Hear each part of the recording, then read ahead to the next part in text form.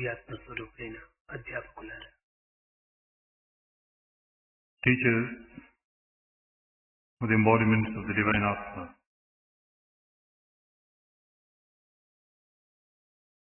మానవత్వం పూర్ణత్వం కావాలన్నా కేవలము లౌకికం నైతిక పరివర్తన ఒక్కటి మాత్రమే చాలు.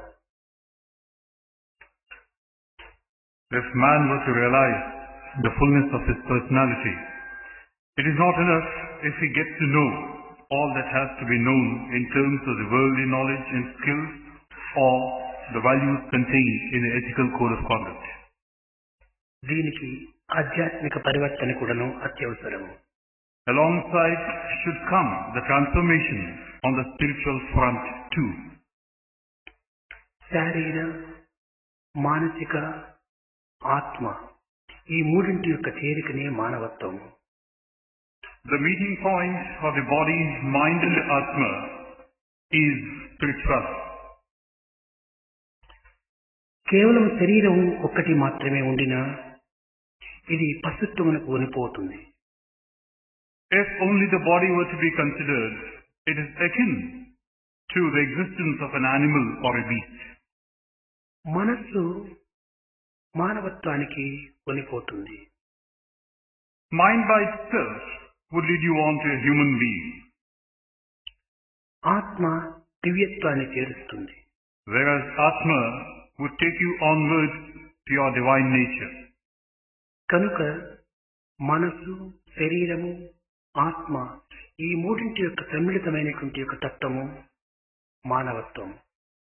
So it is in a nutshell that where you have the meeting point of these three, the body, mind and the Atma, that in its fullness is what a human nature is all about. ఈ మూడు కూడాను దేనికి అది ప్రత్యేకంగా ఉండుటకు వీలు కాదు, ఉండలేవు. Now any of these three cannot on its own have any existence or substance. ఇది అన్యోన్యమైనటువంటి సన్నిహిత సంబంధంతో కూడి ఉంటుంటాయి ఈ మూడు. These three are inseparably linked with one another. అవినాభావ సంబంధము, అన్యోన్యాశ్రయము కలిగి ఉంటాయి. These three are again such as to be inseparably linked and dependent on one another. మనస్సే లేకుండినా దేహము ఏ విధమైనటువంటి యొక్క స్థితి ఎందుకు కూడాను నిర్ణయం చేసుకునలేదు. Without the assistance of the mind, the body on its own cannot arrive at any decision or take any course of action. మనోదేహముల రెండింటి యొక్క సమ్మిళితమైనటువంటి యొక్క దివ్యత్వాన్ని ఆత్మతత్వము అందుకొనడానికి సంసిద్ధమై ఉంటుంది. Only when you have this excellent relationship prevailing between the body and the mind will the Atma be in a fit position to receive the component entity. ఏ తర్వాత దేహం, మనస్సు, ఆత్మ మూడింటి యొక్క సమ్మిళితమే ఈ దివ్యత్వానికి మూల కారణము. All said and done, it transpires therefore that where you have the body, mind and the Atma, only then can you realize the divine nature within you. నైతిక పరిణామం పొందవలనన్నా మొట్టమొదట మానవునకు ఆరోగ్యము అత్యవసరము. If one has to turn a new leaf in terms of one's morals and ethics, health is of paramount importance. ఈ ఆరోగ్యమే లేకుండా నైతిక పరిణామములకు చాలా ప్రమాదం ఏర్పడుతుంది. Without the asset of a good health, certainly you are in dire danger with regard to your own moral well-being. నడత యొక్క పరిపూర్ణతయే నీతి. What you are is shown up in the way you behave. సర్వ విధములు ఎందుకుడను, సర్వరంగములు ఎందుకుడను మనస్సును మానవుడు అరికట్టినటువంటి సమయం నందే జీవితము పూర్ణత్వం ఏర్పడుతుంది. Only when man can bring under control the wild vagaries of the mind would he be in a position to understand the fullness and the implications of his existence. తనను తాను శాసించుకోగలిగినటువంటి వ్యక్తియే ఇతరులను శాసించడానికి అధికారి అవుతాడు. One who can command to himself has also the right to command to others. ఇంద్రియములను అన్ని విధముల కూడాను మనము కొంత స్వాధీనంలో ఉంచుకున్నప్పుడే జీవితము రాణిస్తుంది. Only when we can put a check on our senses can we have some satisfaction and joy out of our existence ఈ in all things? ఇంద్రియములను అరికట్టునేటువంటి విధానమునకే సంస్కృతం నందు దమము అని చెప్పబడుతూ వచ్చింది. This process of sense control has been called in the Sanskrit language Dhamma. దమమును సాధించినటువంటి వాడే దాంతుడు అని చెప్పవచ్చు. And one who has acquired this proficiency of Dhamma is called Dantudu. దాంతుడు అనగా మనస్సును స్వాధీనమునందుంచుకున్నవాడు అని అర్థం. So this Dantudu is one who has been able to keep his mind under check. కనుక మనము నిత్య జీవితములో చదవవలనన్నా, లేక ఆటలు ఆడవలనన్నా, నిద్రించవలనన్నా, భుజించవలనన్నా అన్ని రంగముల యందు కూడాను ఈ దమమును అత్యవసరంగా మనం పాటించవలసి వస్తుంది. Be it studying, be it playing, be it sleeping, be it eating. It is this Dhamma, this control of the senses, which is uppermost. క్రమమే లేకుండా జీవితము పెడమార్గం పడుతుంది. And without this element of disciplining oneself, your life might go astray. నిద్రించిన మొదలు మేలుకొనున్నంత వరకు కూడాను మనం ఏ విధమైనటువంటి క్రమమును మనం ఆచరిస్తున్నామో, మేల్కొన్న తర్వాత తిరిగి నిద్రించేంత వరకు కూడాను ఈ ప్రకృతి క్రమమును మనసు అనుసరించవలసి వస్తుంది. Now whatever it is that we are obeying during this period, like from the time we go to sleep till we get up in the morning, the same thing has to be followed right from what we do from the point of getting up till going to sleep again. భుజించడానికి కూడాను ఒక క్రమం అవసరము. Even for eating there is certain regimentation. ఆటలు ఆడడానికి కూడాను ఒక క్రమం అవసరము. So also for playing. దీనికి డిసిప్లిన్ అని మనం చెప్తూ వస్తున్నాము. This is what is called discipline. ఏ విషయమునందు కూడాను డిసిప్లిన్ అనేటువంటిది లేకపోతే ఇందులో ఏ విధమైనటువంటి యొక్క నైతిక పరిణామము మనం అందుకోలేము. Without this element of discipline in whatever you do or say, it cannot reach the end product. జీవితము ఒక సత్యమనియు, One's life is truth. దీనికి ఒక లక్ష్యం ఉన్నదనియు మనం గుర్తించాలి. We should understand that this in turn has a goal. ఈ లక్ష్యమును మనము విసర్జించినప్పుడు మనలో ఒక విధమైనటువంటి అలజడ చేకూరుతుంది. Once we lose sight of this goal, there is an amount of agitation within us. కనుక దీనికి కూడాను ఒక క్రమం ఉండాలి. So for this also there should be a certain amount of discipline. నియమమును పూనినప్పుడే నిజమైనటువంటి యొక్క మానవత్వం ప్రకటితమవుతుంది. Only when you are bound by a certain code of conduct and a discipline can you realize what you are all about. కనుక మొట్టమొదట మనము క్రమమును వదలకుండా ఆచరించాలి. So first and foremost, try to follow the dictates of this code of conduct. ఈ క్రమమునందు అనేక విధములైనటువంటి క్రమములు ఉంటున్నాయి. Now there are different categories of discipline. అయితే ఈ క్రమము ఒక దివ్యత్వమునకు మార్గరూపకంగా మనము చేకూర్చుకోవాలి. But whatever be its different shades and colors, we should look upon discipline as the one which is going to take us on to a goal proper. ఒకానొక సమయంలో Greek దేశము లోపల మనం క్రమంను విసర్జించి నడచడం చేత పశుపక్షి మృగాదులు ఎందుకుడను తమ తమ ఫలితములకు విరుద్ధంగా ఏర్పడినటువంటి దీన్ని సుప్రీంకోర్టు వారు నిర్ణయం చేశారు. It so happens that this is a page from the history of the Greeks, that the Supreme Court of the land decided that because the birds, the animals and the beasts were going against the dictates of whatever discipline has been laid for them, they were in for disaster. Greek దేశంలో ఒక రైతు ఉండేటువంటి వాడు. Now in this land of the Greeks, there was a farmer. అతను నిత్యము తన గోవుల ద్వారా పాలను పితికి మార్కెట్లో అమ్మేటువంటి వాడు. Now every day it was for him to milk his cows and sell the milk in the market. కానీ గవర్నమెంట్ నియమించినటువంటి యొక్క దీనికి విరుద్ధంగా ఉండేటువంటివి ఆ పాలు. But then the milk, the quality of the milk was such as to go against what was ordained by the government. ఇది government ఒక court లోపల ఈ విషయాన్ని కొంతవరకును విచారణ చేయాలని కోరారు. Now the government decided to inquire into this in the court. అప్పుడు judge తన పాలను పరీక్షించి ఈ పాలు సరి అయినటువంటివి కాదనియు దీని ఏదో కల్తీ జరుగుతున్నదనియు వారు నిర్ణయించి అతనికి శిక్ష విధించారు.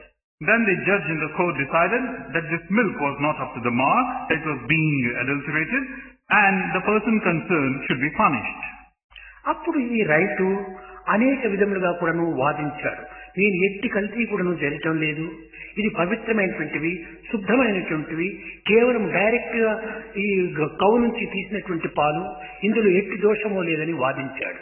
Then the farmer started arguing that you can't find fault with this milk, it's pure, and as pure as you can obtain purity itself.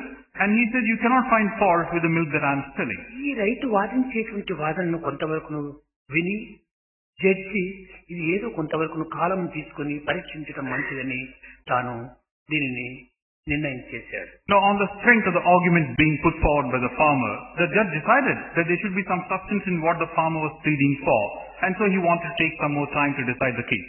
ఈ రైతు పాలు తెచ్చేటువంటి విధానాన్ని దినం కూడాను గుర్తిస్తూ వచ్చారు. Then he started observing the way in which this farmer was getting the milk to the ఒక market. దినము తెల్లవారుజామున 4 గంటలకే పితికేటువంటి వాడు. It so happened that one day he would milk the cows at 4 in the ఒక morning. దినము 6 గంటలకు పితికేటువంటి వాడు. At other times he used to milk at 6 in the morning. తనకు నిద్ర రాకుండా 3 గంటలకే పితికేటువంటి వాడు. And if he was not getting sleep, he would start milking at 3 in the morning. ఈ విధంగా ఒక క్రమము లేకుండా ఈ పాలను పితకడం చేత గోవునందు కూడాను ఈ పాలు మార్పు చెందుతూ వచ్చింది. So in this way there was no regularity about the time of milking, and as a result the cow itself was undergoing lots of changes. కనుక పవిత్రమైనటువంటి యొక్క గో క్షీరం కూడాను మార్పు చెందుటకు కారణమైనటువంటి క్రమం తప్పటమే దీనికి మూల కారణమని నిర్ణయం చేశారు. So what decided therefore is that because there is no regularity in terms of even as pure a thing as a cow's milk, this milk is not coming up to this standard. మన కర్తవ్యాన్ని నిర్వర్తించేటువంటి విధానము లోపల క్రమాన్ని కూడాను మనం పాటించాలి. So even in the discharge of our responsibilities or duties, one should follow a sense of discipline. అధ్యాపకులు ఏ విధమైనటువంటి తన కర్తవ్యాన్ని తన క్రమమును ఆచరించాలి అనేటువంటి విధి విధానాన్ని కూడాను గుర్తించాలి. A teacher should understand in what way he or she should discharge his responsibilities. కేవలం క్లాసు లోపల పిల్లలకు పాఠం చెప్పడమే నా కర్తవ్యమని భావించరాదు. We should not feel that merely taking classes to the students in the class is my duty. ఏ విధమైనటువంటి మార్గంలో బోధించిన పిల్లలకు హృదయానికి హత్తుకుంటుంది. How would the students respond in such a way as to be imprinted in their వారు heart? చక్కగా అర్థం చేసుకోగలరు. How would they be able to understand it well? దీనిని ఆచరించడానికి తగినటువంటి మార్గం ఏమిటి? How can I achieve this goal? కనుక ఈ విషయాలంతా కూడా చక్కగా తాను విచారించి తన కర్తవ్యాన్ని నిర్వర్తించడానికి ప్రయత్నించాలి. So questioning does, one should try and finding ways and means, and one should try to discharge one's responsibilities. Time to time మనం క్లాసుకు ఏ టైంకు ఎప్పుడు పోవాలి అనేటువంటిది ఆ టైంకు కరెక్ట్ గా మనం ఒక క్లాసులో ప్రవేశించాలి. One should be extremely punctual to the classes that he has to take. Right on the dot, you should be in the classroom. మనము ఈ 45 నిమిషములు కూడాను ఈ క్లాస్ లో మనం వాళ్ళకి టీచ్ చేయాలని ఏ విధంగా కూడాను కాలంను వ్యర్థం చేయకుండా ఆ యొక్క సబ్జెక్ట్ పైన ఆ నిర్ణయమైనటువంటి కాలాన్ని వినియోగించాలి. And you should not waste even a moment of the 45 minutes or so allotted to your period. And without wasting a moment, thus make the fullest use of the అదే time available. విధంగానే పాఠములు చెప్పడంతో పాటు మనము ఆహారాన్ని భుజించడం కూడాను ఒక క్రమాన్ని మనం అనుసరించాలి. In the same way as you discharge your responsibilities as a teacher in terms of your obligations, so also in terms of your eating, follow a regimentation. ఈ దేశమునకు అవసరమైనటువంటి విశ్రాంతిని కూడాను క్రమాన్ని అనుసరించాలి. So also the body needs certain rest, and this again is bound to your discipline.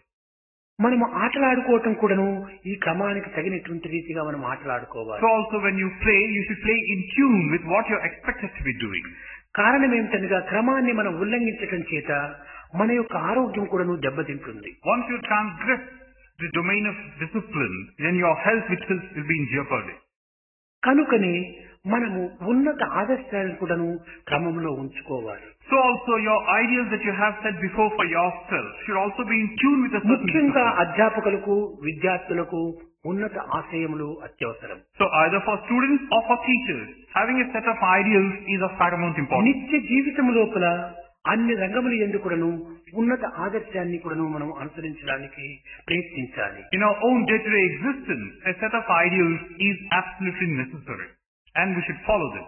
మీకు చాలా తెలిసినటువంటి విషయం ఇది. డార్విన్ అనేటువంటి ఒక శాస్త్రజ్ఞుడు You certainly are aware of this fact Darwin was a great scientist. ఇతను ప్రపంచంలో కూడాను ఒక ప్రధానమైనటువంటి శాస్త్రజ్ఞుడిని పేరు పొందినవాడు. Now he was and he is an internationally acclaimed scientist. ఇతను సామాన్యమైనటువంటి వ్యక్తిగా ప్రారంభమైంది. Now he made a beginning as a humble person. అయితే ఇతని జీవిత ప్రారంభం నుంచి తెలుసుకున్నప్పటి నుంచి కూడాను ఒక క్రమాన్ని తాను అనుసరిస్తూ వచ్చాడు. Now right from the moment he started getting to know things, he was following a certain discipline. ఇతను సామాన్యమైన కుటుంబంలో పుట్టినటువంటి వాడు. He came from an ordinary family. కానీ ఆదర్శవంతమైనటువంటి ఒక జీవితాన్ని అందుకోవాలని అమితమైనటువంటి అభిలాష కలిగినటువంటి వాడు. But he had this intensive desire within him that he should follow an ideal life. ఇతనికి ఒక గురువు పైన ఒక లక్ష్యం కుదిరింది. Now he set his sight on a certain group. హెన్స్లో అనేటువంటి ఒక గురువు పైన ఇతనికి విశ్వాసం కుదిరింది. He had implicit faith on this group called the Henslow group. అతను చాలా ఆదర్శవంతమైనటువంటి వాడు. Now this man by himself was a model person. నిరంతరం కూడాను అతని ఆశయాలను అతని యొక్క ప్రవర్తనను తాను గుర్తించుకుంటూ నడిచేటువంటి వాడు. Now this Darwin would look upon this Henslow as his ideal and would try to follow in his footsteps. క్రమక్రమేణా ఈ విధమైనటువంటి ఆదర్శాన్ని కొంత తనకు పాటించేటప్పటికీ ప్రపంచంలో ఒక హెన్స్లో అనేటువంటి వాని తేజస్సంతా ఇతనికి వచ్చి చేరిపోయింది. Now when this process was going on thus, a day came wherein all the glory and all the magnificence of this Henslow was one with this person. ఇది హెన్స్లో యొక్క ప్రతిబింబంగా కూడాను నిరూపిస్తూ వచ్చారు జనులు. And then people started saying, this is the image of this Henslow. అదే విధముగానే భారతదేశంలో Valmiki. In the same manner you have in the country of Bharat, Valmiki. నిరంతరము రామచింతన చేయుచు రామతత్వాన్ని చింతించటం చేత అతనిలో రామాయణం రాయగలిగాడు. రామ తేజస్సును ఆ Valmiki అనుభవింపగలిగాడు. Valmiki was one who would continuously chant the name of Rama, sing the glory of Rama, so much so that a day came when the effulgence of Rama and all the glory of Rama became one with Valmiki himself. మనం ఒక job రాయవలనన్నా మొట్టమొదటే విషయాలను మనలో చిత్రించుకుంటాం. ఏమి రాయాలి, ఏమి చేయాలి, ఎట్లా రాయాలి అనేటువంటి విషయాన్ని మనలో సృష్టించుకుని తదుపరి దీనిని కాగితంలో చేస్తున్నాం. Now before you venture out to write a letter, you would sort of plan out what you wish to write, how you wish to go about writing it, and the content proper. You have a plan of action before you start writing the letter. ఒక ఇల్లును మనం కట్టవలనన్నా ఎక్కడ drawing room పెట్టాలి, ఎక్కడ dining hall పెట్టాలి, ఎక్కడ kitchen room పెట్టాలి అని మొట్టమొదట మన హృదయంలో దీనిని నిర్మించుకుని తదుపరి ఒక కాగితంలో మనం చిత్రిస్తున్నాం. So also if you want to go about building a house, you must first of all know where should you have the drawing room, where should be the kitchen. You must have the plan and the layout of the building before. అనగా దీని యొక్క అంతరార్థం ఏమిటంటే మొట్టమొదట మనలో ఒక ఆదర్శాన్ని తీసుకుంటున్నాం. ఈ ఆదర్శాన్ని బాహ్య రూపంలో మనం అనుసరిస్తున్నాం, ఆచరింపచేస్తున్నాం. What this means is that within yourself you have an ideal set of surroundings, a fixed image, and you are trying to give a concrete shape to what you have felt as within. కనుక బహిర్ముఖమైనటువంటి ఈ జగత్తులో మనం చేసేటువంటి క్రియలు కానీ, అనుభవించేటువంటి ఆనందములు కానీ, లేక దీనికి ఆచరించేటువంటి యొక్క ప్రవర్తనలు కానీ అన్ని కూడాను మన అంతర్ముఖంలో ఉండినటువంటి యొక్క ఆదర్శాలనే మనం అనుభవిస్తున్నాం. So in the same manner, whatever is manifested in the world at large, in terms of the joys that you experience, in terms of the actions that you try to do, all these are nothing but a reflection of what you are within yourself. మన మంచి కానీ చెడ్డ కానీ reflection of inner being, మన లోపల ఉండేటువంటి దాని యొక్క రిఫ్లెక్షనే తప్ప అన్యము కాదనేటువంటి సత్యాన్ని మనం గుర్తించి మార్పులను కలిగించుకోవడానికి ప్రయత్నించాలి. We should try and understand this sacred truth that whatever we are is nothing but a reflection of the inner being, and in tune with this we should try to do that which is good and noble. అప్పుడే తగినటువంటి యొక్క క్రమమును మనము ఆచరించిన వారం అవుతాం. Only when you have a certain set of a goal like this, you could be successful in your venture. ఈ క్రమాన్ని మనం అనుసరించటం చేత పరిపూర్ణమైనటువంటి ఆరోగ్యాన్ని కూడాను మనం అందుకొని పరిపూర్ణమైనటువంటి ఆనందాన్ని కూడాను మనం అనుభవించవచ్చు. Once you are tied to a certain regularity, a certain amount of discipline, you would also be able to secure happiness in its totality in terms of health and various other dimensions.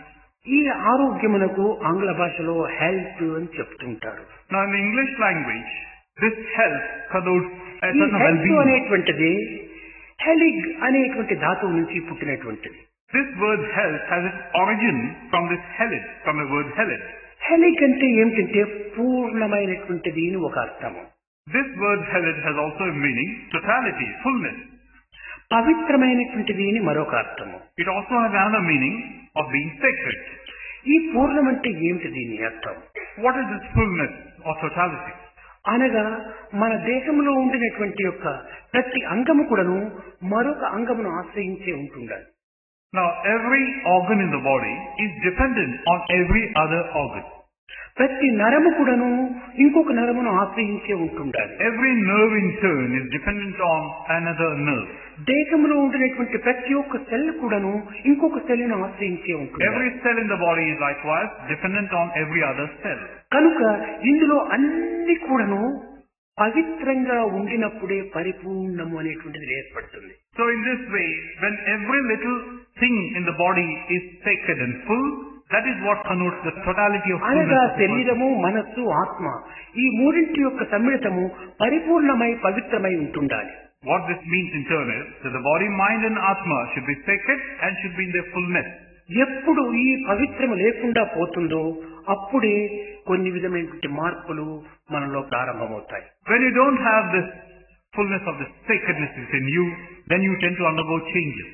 కనుకనే మొట్టమొదట దేహమునకు ఆత్మకు మధ్య ఉండినటువంటి మనస్సు రెండింటినీ చేకూర్చేటువంటి మైత్రి, మిత్రుడు అని ఏర్పడుతూ వచ్చింది. Now within these three entities, the body, mind and the atma, mind as it is between these two extremes is one which builds the bridge of friendship between body on the one hand and atma on the other. మనకు స్నేహం కలగవలనన్నా, ఉత్తమ స్నేహితుడు చిక్కవలనన్నా మనం బయట ప్రపంచంలో మనము వెతకనక్కర్లేదు.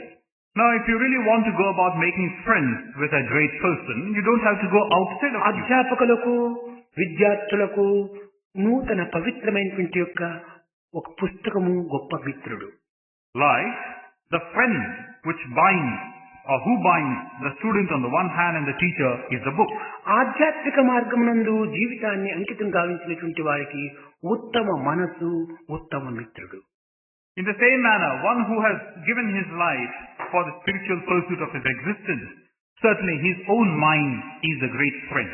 దైవత్వాన్ని చింతించటం చేత మనకు కలిగేటువంటి ఫలితం ఏమిటి, ఈ పరిణామం ఏమిటి అని కూడాను విచారించిన నిరంతరము మనము దైవత్వాన్ని చింతించటం చేత దైవం యొక్క పూర్ణ తేజస్సు మన యందు కూడాను ప్రవేశిస్తూ ఉంటుండాలి. If you ask a question, what's the purpose of thinking of God all the while, then the answer is that in a course of time, the effulgence and splendor of God will be with you and you will become one with మనలో that. ఎట్టి మార్పులు, ఎట్టి భావములు కొన్ని కలుగుతుంటాయో అట్టి భావమును పురస్కరించుకొని మన ముఖము మారుతూ ఉంటాయి. Now whatever thoughts we are turning over within our mind, whatever ideas we have been having, are very much reflected in the facial countenance that we exhibited outside world. ఒక వ్యక్తి మనసులో ఏదైనా బాధ అతన్ని బాధించుండే సమయంలో మిత్రుని దగ్గరికి పోయినప్పుడు, ఏమిటయ్యా ఈనాడేమో చాలా విచారంగా ఉన్నావే అని, విచారంగా కనిపిస్తున్నావే అని కూడా ప్రశ్నిస్తాడు. కారణం ఏమిటి?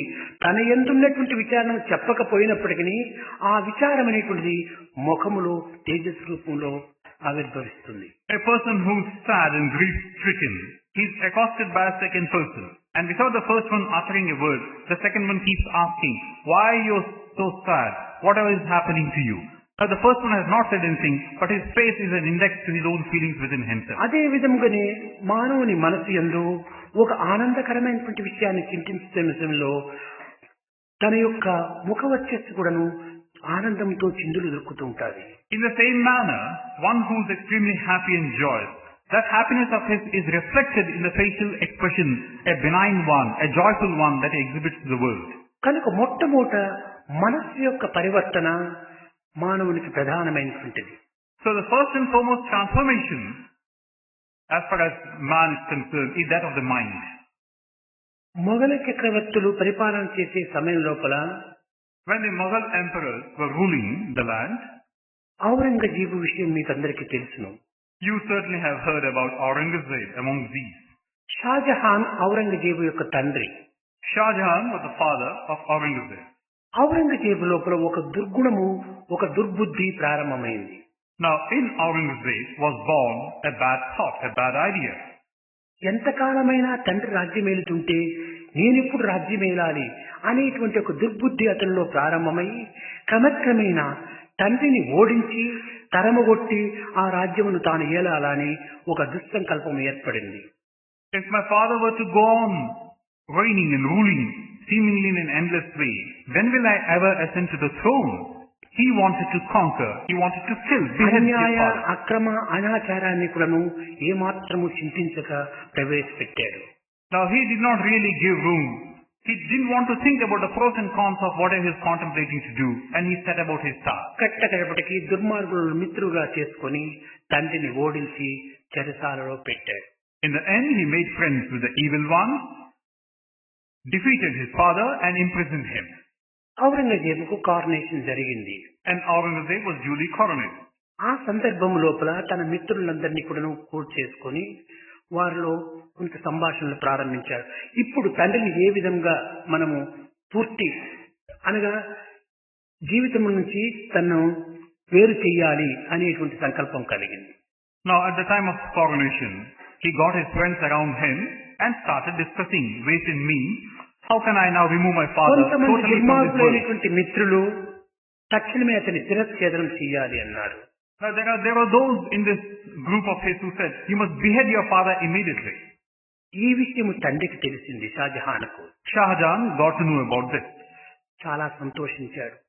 కుమారుని చేత అపజయం పొంది కుమారుని చేత రాజ్యభ్రష్టుడై ఈ యొక్క చెరసాలలో జీవితం గడిపేదానికంటే శిరచ్ఛేదం చేసుకోవటం చాలా మంచిది అనుకున్నాడు.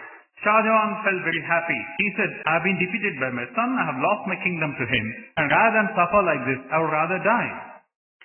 ఇటువంటి యొక్క పనిష్మెంట్ కు నేను ఎదురు చూస్తున్నానని వార్త పంపించాడు Shahjahan. Shah Jahan sent word to Aurangzeb that I am awaiting this sort of a punishment now. అప్పుడు ఈ దుర్మార్గుడైనటువంటి ఔరంగజేబు ఈ విషయంలో కూడాను తండ్రికి తృప్తి పరిచినట్టు అవుతుంది.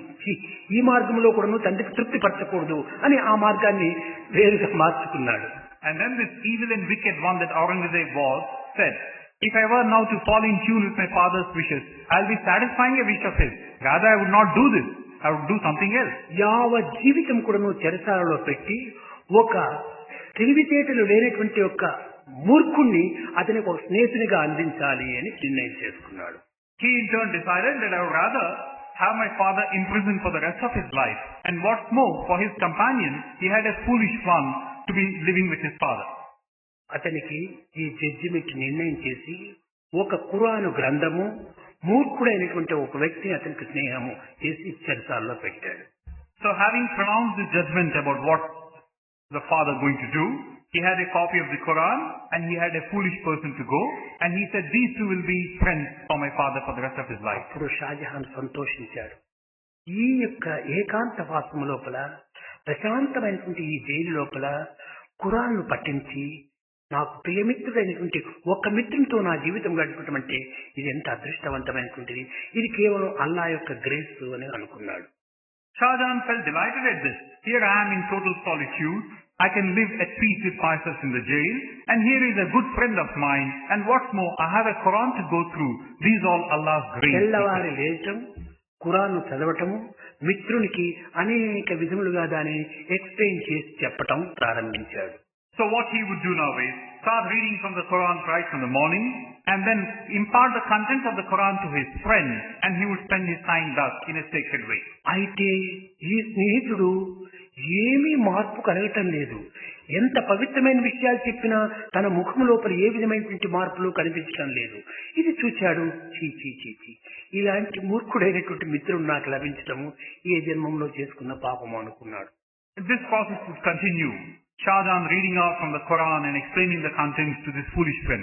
But he would realize that somewhat may nothing was being registered on the face of this friend of his, because he was foolish to the extreme. Then he started bewailing his own faith. What's the point in trying to teach something to a foolish one like this? అప్పుడు ఈ దృష్టిని అంతర్ముఖం చేసుకుంటూ ప్రయత్నం చేశాడు. Maybe it is a result of some past sin that I have committed in life before. Then he started looking inward within himself. మొదటి మిత్రుడు నాకు శాంతి. My friend, the first slot is Shanti of peace, he said. రెండవ మిత్రుడు నాకు సఖ్యము అనగా అదే ఒక ప్రేమ. Second of my friends is prema or love. మూడవ మిత్రుడు నాకు వాత్సల్యము. The third of my friends is affection. నాలుగవ మిత్రుడు నాకు అనురాగము. And an intense liking, endearment, that's my fourth friend. ఐదవ మిత్రుడు నాకు మధురము. And the fifth of my friends is melody. ఈ ఐదు మిత్రులు కూడా చేరి నాకు ఏదో ఒక విధమైనటువంటి యొక్క అంతరాత్మను కొంతవరకు మేల్కొల్పడానికి ప్రయత్నిస్తారు. So these friends of mine will certainly, in some way or the other, try to come to life what's my inner nature. నాకు ఈ ఐదింటి కంటే కూడా ప్రధానమైన మిత్రుడు మరొకడు ఉంటున్నాడు. As against these five friends of mine, I have one more who's on a higher pedestal. అతనే నా మనస్సు. And that friend of mine is my mind. మనస్సును మైత్రిగా చేసుకున్నప్పుడు సర్వస్వం కూడాను అతనికి వశమవుతుంది. If I make friends with my mind, then everything is mine. అప్పుడే నేను దాంతుడవుతాను. Only then will he become a Danta. దాంతుడే కాదు, వేదాంతుడవుతాను. Not merely that, he'll become a Vedanta. వేదాంతంలో నేను ప్రశాంతిని పొందుతాను. And in this Vedanta, I'll secure absolute అని ఈ peace. విధంగా నిర్ణయం చేసుకుని ఖురాన్ లోపల మనస్సును అంకితం చేసి ఆ ఖురాన్ అంతా తన హృదయం లోపల జీర్ణించుకున్నాడు.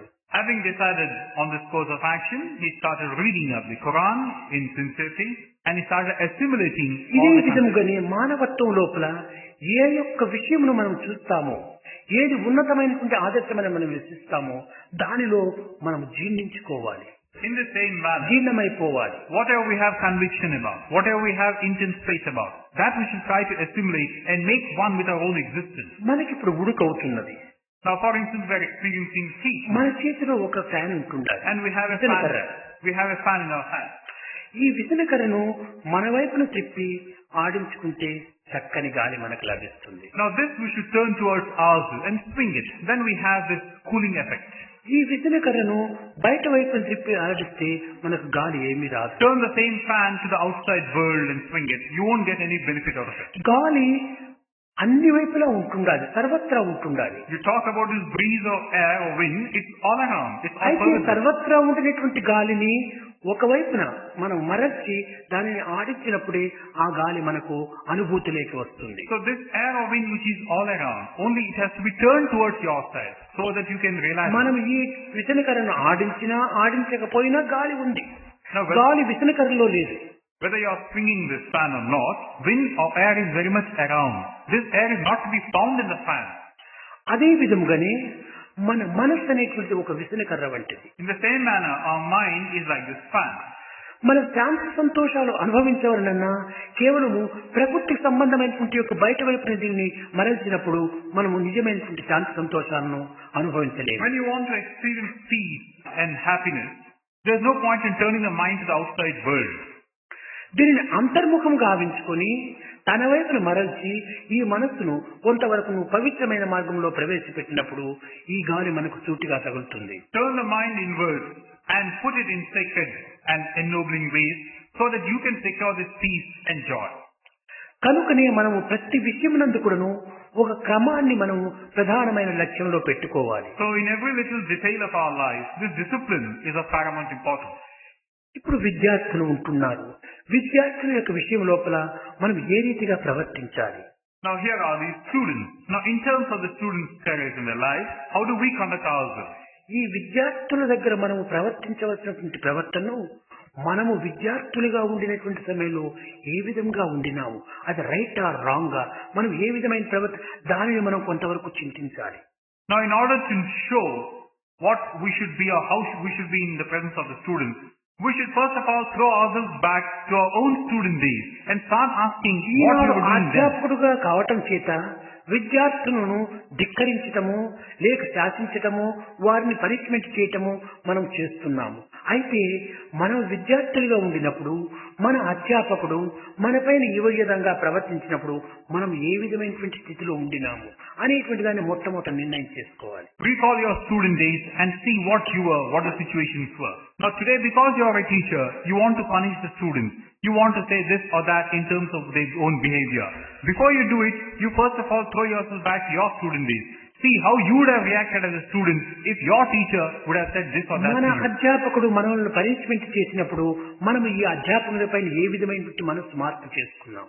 Now, when the teacher was giving us a punishment in those days, what was our own reaction towards that? You must ask that question. కానీ ఈనాడు కూడాను మనం ఆటి పనిష్మెంట్ ను ఇతరులకు ఇచ్చినప్పుడు ఆ పిల్లవాడి మనసు కూడాను మన వలె మార్పు చెందవచ్చును. So in the same manner, if today you want to give a certain punishment to your student is likely to react in the ప్రతి same ఒక్క way. విషయం నందు కూడాను సెల్ఫ్ కొంత ఎంక్వైరీ చేయాలి.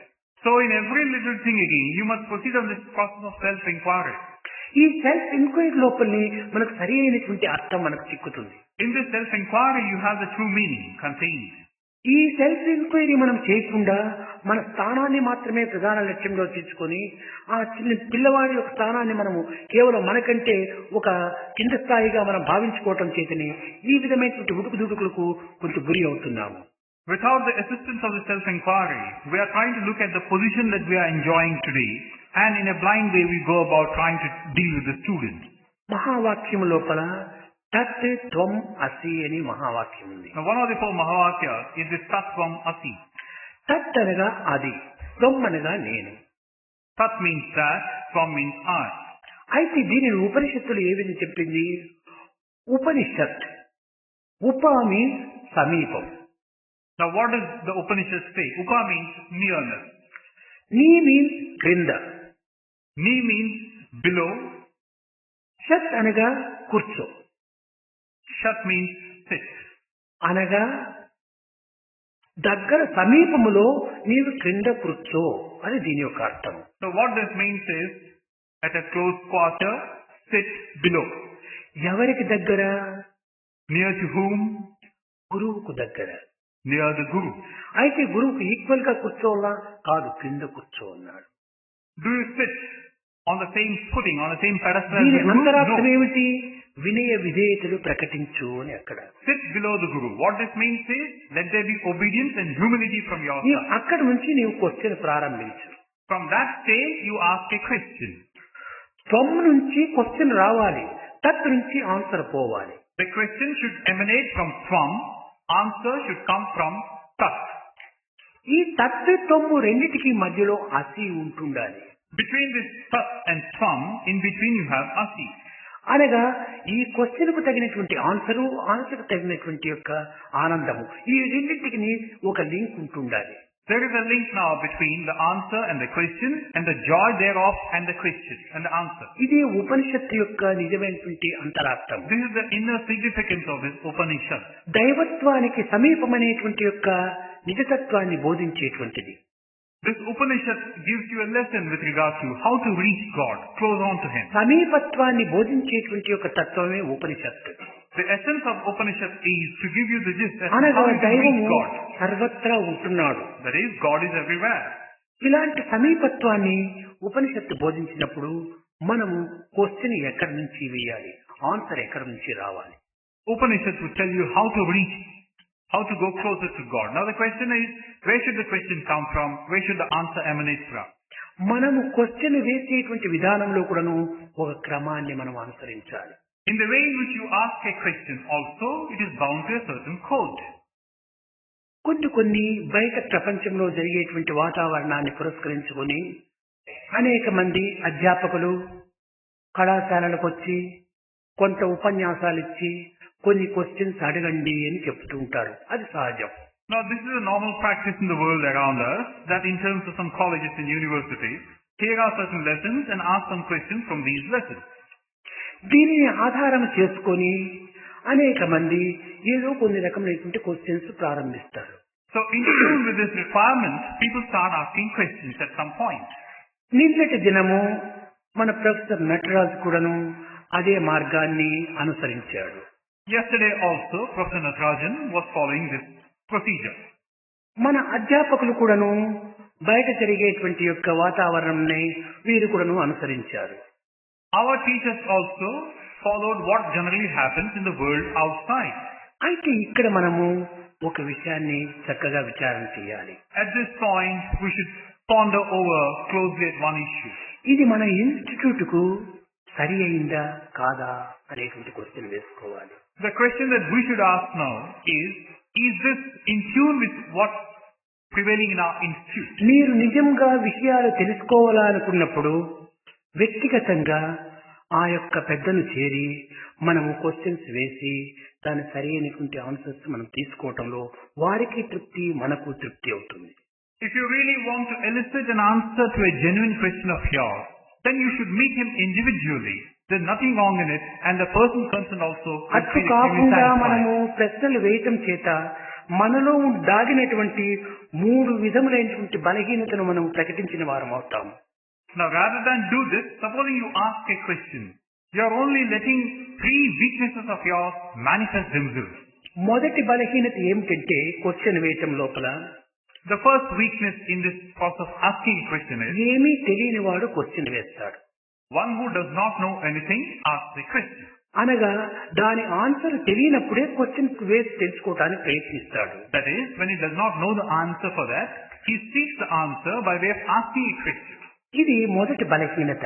తనకేమీ తెలియదు అనేటువంటి ఒక బలహీనతను తాను ప్రకటన చేసుకున్నాడు. So in this way, he exhibits his ignorance, that he doesn't know anything in the form of this question. రెండవది ఏమిటంటే నాకు అన్నీ తెలుసును అనేటువంటిది 10 మందికి తెలియలే అనేటువంటి ఉద్దేశంతో మరొక క్వశ్చన్ వేస్తాడు. Now the second aspect is, I know everything. You want the world to know about it, so you ask a question. ఇట్టి అహంకారం కూడాను ఒక బలహీనతే.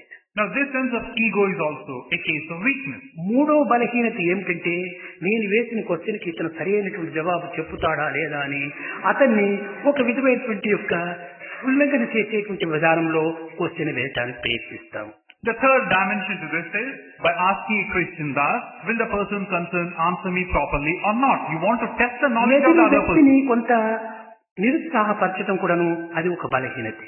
So this idea of trying to disarm the person concerned is also a case of weakness. కనుక question వేయటం అనేటువంటిది మన బలహీనతలను మనం బయట పెట్టుకునేటువంటి వారం అవుతున్నామే కానీ నిజంగా మనము సరైన స్థితిని మనం తెలుసుకున్న వారం కాదు. So this idea of asking a question is nothing but bringing to the fore your own fundamental weaknesses. It's nothing more than that. కనుక ఇలాంటి కొన్ని భావాలను కూడాను మన అధ్యాపకులు విచారణతో దాన్ని తెలుసుకోవాలి. So our teachers should aspire to understand what's contained in a process like this. ఇప్పుడు ముఖ్యంగా మానవత్వం పూర్ణత్వం కావాలంటే పవిత్రమైనటువంటి యొక్క నైతిక మార్గం ఒక్కటి మాత్రమే చాలదు. Now, if one has to realize the fullness of one's existence in terms of realizing one's divinity, కేవలము గ్రంథ పరిచయం వల్ల అంతకంటే కాదు. not merely your morals are going to help you, not merely your scholarship is going to help you. మనము practical లోపల దాన్ని ప్రవేశపెట్టాలి. What you have learned and imbibed should be shown in practice. ఇప్పుడు పిల్లలకు ఎవరెవరికి ఇప్పుడు గ్రేడ్లు వచ్చేసినాయి, ABCD అని పెడుతున్నాం మనం. దీంట్లో మార్క్స్ ఎట్లా ఇవ్వాలి, ఏం చేయాలి అనేటువంటిది మనకు కొంతవరకు doubt కలగవచ్చు. Now, for instance, we want to have this grade system ABCD for assessing our students' performance. అయితే న్యాయంగా విచారణ చేస్తే ఈ డౌట్ కూడా ఏమాత్రం అవకాశాలు లేవు. We also are assailed by a doubt. How do we give the marking? Actually speaking, ఈ there is no క్వశ్చన్కు conflict. ఫలాని ఆన్సర్ అనేటువంటిది తెలిసినటువంటి అధ్యాపకుడికి డౌటే ఉండదు ఎంత మార్క్స్ వేయాలి. Actually speaking, you should have no doubt with regard to how you should go about marking, because a teacher who knows the answer proper will never have a doubt as to ఆ how many marks. క్వశ్చన్కు సరి అయినటువంటి answer తెలియనటువంటి అధ్యాపకుడికి ఎన్ని marks వేయాలా, ఏం చేయాలని doubt పుడుతుంది.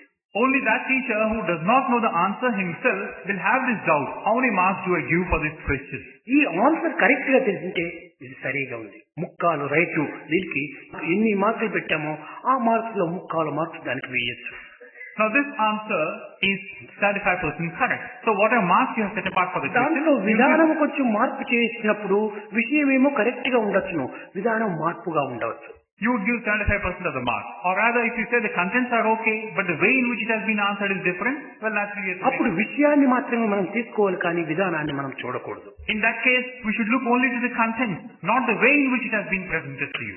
అయితే ఒక్కొక్క సమయం లోపల ప్రాబ్లము కరెక్ట్ గా వచ్చి ఉంటుంది, కానీ కొన్ని స్టెప్స్ కొంచెం మార్పులుగా ఉంటుంటాయి. Or for instance, the problem, the answer may have been obtained correctly, but the steps could be differing a little.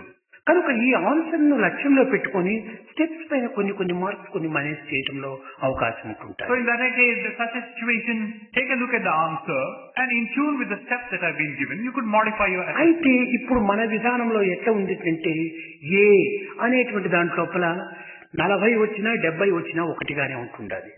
Now, at this point, the present system that we have here is, whether you get 40 or 70, the assessment is the same. ఎట్లా అంటే mathematics లో 90% రావటం easy. Now, how you might ask? Now, in a subject like mathematics, it's easy to get 90%. కానీ history, physics ఇలాంటి దాంట్లో ఈ 90% రావటం చాలా కష్టం. But in a subject like history, getting 90% is extremely difficult. ఒక 50-45 మార్క్స్ వచ్చినాయంటే చాలా గొప్ప. If you get 50 or 45%, it's a commendable achievement. కాబట్టి ఒక సబ్జెక్ట్ కు 45 మార్క్స్ వస్తే వాడు ఫస్ట్ క్లాస్ ఏలో వచ్చేస్తాడు. ఇంకోటి 90 వచ్చినా కూడా వాడు ఏలో వస్తున్నాడు. So here you have one who gets 45% is A, one who gets 90% is A. అయితే ఈ విధానాన్ని కొంతవరకు అధ్యాపకులే కొన్ని రకమైనటువంటి సంజాసి తీసుకోవాలి. So in matters such as these, the teachers themselves should discuss and find ways and means of finding a solution. ఈ విధమైనటువంటి యొక్క మన మార్పుల వల్ల పిల్లలలో కొంత కన్ఫ్యూజన్ కూడా బయలుదేరుతుంది. బలహీనమైనటువంటి పిల్లలకు కన్ఫ్యూజనే కాదు ఫీజు పోతుంది. Now, in those students who are inherently weak, it's not merely confusion, but they also lose their fuse. ఇది పిల్లల్లోనే కాదు అధ్యాపకుల్లో కూడా అట్లా జరుగుతూ ఉంటుండాలి. It's not merely confined to the students. Also the teachers are subject to this. అయితే ఇది కొంతకాలం ఈ విధమైనటువంటి మార్పులతో కొంచెం అటు ఇటు కొంచెం ఊగుతుంది. కానీ క్రమక్రమేణా మనము దీన్ని ప్రాక్టీస్ చేస్తూ పోతే ఇది మనకు సులభమైన మార్గాన్ని అందిస్తుంది. Of course, in the initial stages, such discrepancies are bound to occur. It takes some time before a degree of stability is obtained or achieved. మన విధానము చాలా నూతనమైనటువంటి విధానంగా ఉంటుండాలి. Now, our system is extremely new and innovative. అయితే ఇది చాలా ఉన్నతమైనటువంటిది, ఉత్తమమైనటువంటి పద్ధతిగా ఉంటుండాలి. It is not merely innovative, but also a laudable one and a very high-sounding one. ఇది కేవలం ఒక డిగ్రీ తీసుకుని పోయేటువంటి యొక్క ఉద్దేశంతో మనం చేయలేదు. డిగ్రీతో పాటు తన జీవిత పూర్ణత్వాన్ని కూడా అందించేటువంటి ఉద్దేశంతో కూర్చున్నది. The end product of our system is not merely a degree. It's also a case of understanding one's own fullness of existence and a sense of purpose in this life. జీవితాన్ని పూర్తిగా అర్థం చేసుకునేటువంటి విధానంలో మనం ఈ యొక్క విద్యను ఇమిడ్చుకుంటూ వచ్చాము. Our system of education is such as to understand the intrigues and intricacies of one's own existence. ఇది నైతిక, భౌతిక, ధార్మిక, ఆధ్యాత్మిక, వైజ్ఞానిక, రాజకీయ అన్ని రంగముల యందుకును ఇది సమత్వమైనటువంటి యొక్క వ్యక్తిత్వాన్ని నిరూపిస్తుంది. There is this equal-mindedness of purpose in terms of appreciating one's life not merely on the ethical or the moral or the spiritual or the economic or the political or the scientific, but it's the totality of all these put together. కారణం ఏమిటంటే awareness is life. అన్నింటి ఎందుకు వీడు ఉత్తీర్ణుడు కావాలి. Because the idea is awareness is life and a person should be successful in అన్ని all the things విషయాలు of వీడు life. తెలుసుకోవాలి. He should get to know all possible things touching his life. ఏ కొంత విషయం తెలియకపోయినప్పటికీ ఇందులో తనకు కొన్ని విధమైనటువంటి యొక్క అనుమానాలు ప్రారంభిస్తాయి. Now, if he is not knowing a thing fully, he is bound to have doubt. మన పద్ధతి పైన ఒక విధమైన విశ్వాసం బలపరచుకోవాలి. But then against this, you should have implicit faith and conviction in this system that we are pursuing. తెలుగులో కూడా చెప్తారు, నమ్ము జీవించు అంటారు. There is a saying in Telugu, first have belief and faith, then you get it digested. నమ్మకమే లేకపోతే ఆత్మవిశ్వాసం మనకు కుదరదు. Without this element of belief, you can't have a conviction of purpose. ఆత్మవిశ్వాసం లేనటువంటి వాడు కొన్ని విధమైన అనుమానగ్రస్తుడవుతాడు. Once you do not have this fullness of conviction from your side, you'll have doubt surely. అనుమానగ్రస్తులకు శాంతి ఉండదు. One who is assailed by doubt, he can't have peace. శాంతి లేని వానికి సుఖం లభించదు. And without peace, you can't enjoy happiness. కనుక ఈ సుఖం అనేటువంటిది కేవలము ఒక నమ్మకం పైనే ఆధారపడి So ఉంటుంది. this happiness or comfort is based upon this faith of belief in the first place. మొట్టమొదట మనం ప్రతి విషయాన్ని కూడా మనం విశ్వసించాలి. So first and foremost thing is you must have this implicit faith in everything. కొంతమంది మనం భావిస్తుంటాము, మాకు అనుభవం వచ్చిన తర్వాత విశ్వసిస్తాము, అంతఃపూర్వం ఎట్లా మనం విశ్వసించేది అంటారు. Now there are those who say it's only when we experience something we can build up some faith or belief. How is it possible? నీవు ఆచరించిన తర్వాత అనుభవం వస్తుంది, కానీ ఆచరించక మునిపే అనుభవం ఎట్లా వస్తుంది? Now the answer to this question is only when you start experiencing, putting into practice, will you be able to have a faith there. నాకేదైనా కూడా అనుభవం ఏర్పడిన తర్వాత నేను విశ్వసిస్తాననుకునేటువంటి విషయము ఎట్లా ఉందంటే, ఈత వచ్చిన తర్వాత నేను నీళ్ళల్లో దుముకుతాను అన్నట్టుగా ఉంటుండాలి. I start believing only when I have experience is like this. It's like saying that only when I have mastered the art of swimming will I get into this water. Swimming రావాలంటే నీళ్ళల్లో ముందు దుంకాలి కదా. Now if you want to go to get to know this swimming, you must first get into the water. నీవు నీళ్ళలోనే దుముకక నీకు ఈత రావాలంటే ఎట్లా వస్తుంది? No, you are not prepared to plunge into this water and you want to get this swimming. How is it possible? ఇసుకలో ఈత నేర్చుకోవడానికి వీలు కాదు. You cannot learn swimming in sand.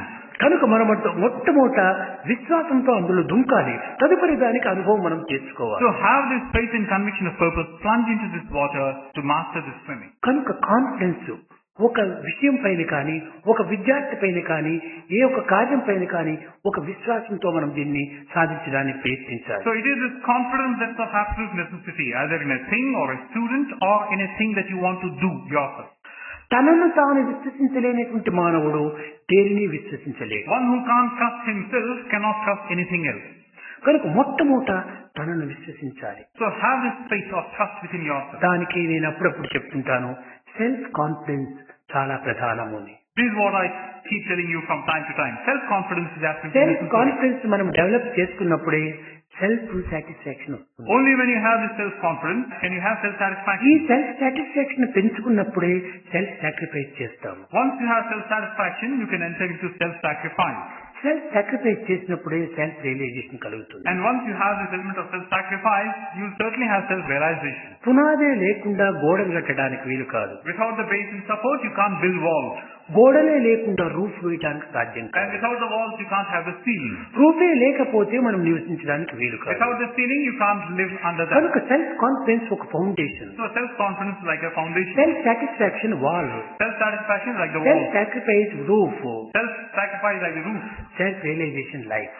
Self-realization is your life. కనుక మన life అనేటువంటి didn't లోపల ఇవన్నీ ఒకదానికోటి చేరినటువంటివే కానీ ఒకదానికోటి భిన్నమైనటువంటివి కాదు. So here you realize that in this life of yours, all these are closely related to one another. They do not contradict one another. అన్నింటి యందు self self self ఇది కామన్ గా ఉంటుండాలి. In everything there is this common denominator of self. కనుక మనము teach చేసేటువంటి విషయం లోపల కూడాను ఆ విద్యార్థులు కూడాను ఒక సెల్ఫ్ ను మనం రియలైజ్ చేయాలి. So even when you want to teach something, try to equate your student with yourself. ఎందుకంటే ఆ సెల్ఫ్ సెల్ఫ్ అనేటువంటి సర్వత్రా ఉంటుండాలి. Because this element of self is present everywhere. అదే ఒకటి ఐ అనుకుంటాం మనం. Sometimes we look upon this as ఈ I. ఐ అనేటువంటిది ఎక్కడ ఉంది అంటే నాలోనే ఉందని కాదు, అందరి యందు ఉంటుండాలి. Where do you find this I? Not merely in yourself. You find this I in every being. ఇక్కడ నేను ఎంచుకోను, ఎవరి కస్తూరి అని ఒక ప్రశ్న వేస్తే అతను ఐ అంటాడు. Now we stand here and ask the question, who's Kasturi? He stands up and says, I am ఎవరు Kasturi. సఫాయి అంటే ఐ అంటాడు. Who's Safai? And then he stands up and says, I am Safai. ఎవరు మహాజన్ అంటే అతను I అంటాడు. Who's Mahajan? And he replies, I. ఎవరు హేమలత అంటే ఈమె నేను ఐ అంటుంది. Who's Hemalata? And she stands up and says, I. కస్తూరి, సఫాయి, మహాజను, హేమలత రూపనామములు వేరు వేరైనప్పటికీ జవాబు ఐ ఐ ఐ. అందరి ఎందును ఐ అనవచ్చు. I is everywhere. So here, Kasturi, Safai, Mahajan and Hemalata are different in names and forms, but there is this common answer emanating from each I. ఈ ఏకాక్షర ఐని మనం గుర్తించాలంటే త్రిగుణాక్షరమైనటువంటి ఐని మనం కొంతవరకు లక్ష్యంలో పెట్టుకోవాలి. If you want to realize this monosyllable I, you must try to understand the I of these three gunas. ఈవైఈఐ ఒకటి ఉంది మరి. There is this I, E-Y-E.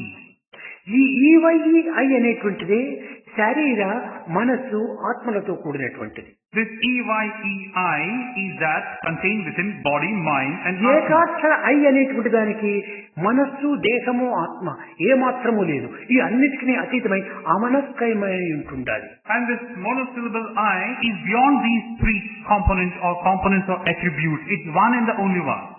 కనుక మనం కొన్ని రకములైనటువంటి యొక్క విధానాన్ని ఆధ్యాత్మికలో విచారణ చేస్తే ఐ అనేటువంటి యొక్క స్థానం నుంచి ఉయ్ అనేటువంటి ప్రదేశమునకు ప్రయాణం చేయటమే.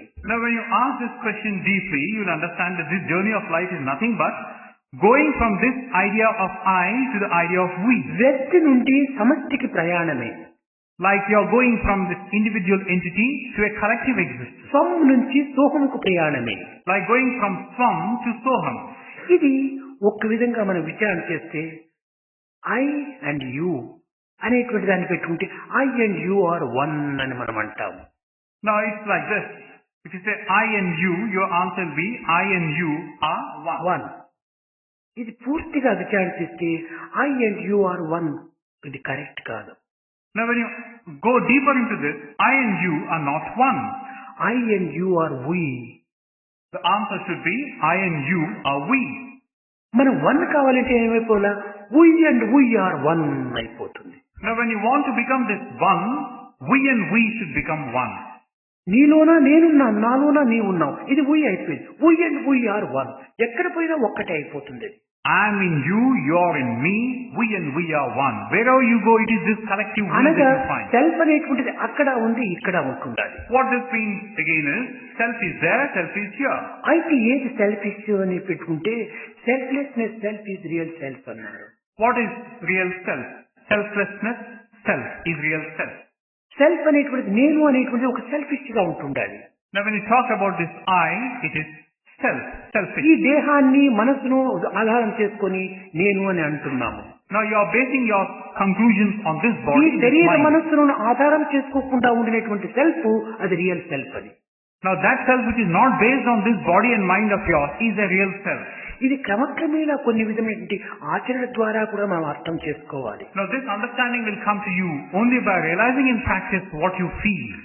కనుక మనం చెప్పేటువంటి విధానం లోపల కూడాను పరిపూర్ణత్వాన్ని మనం కొంతవరకు అనుభవించి లేక అనుభవించడానికైనా ప్రయత్నం చేసి పిల్లలకు కొంచెం బోధించడానికి పూనుకోవాలి. So whatever we wish to teach the students, we should first of all realize it ourselves through a process of experience, or at least endeavor to realize it thus. Only then embark on నిజమైన ఆరోగ్యం అనేటువంటిది దేహంతో కూడినది మాత్రమే కాదు.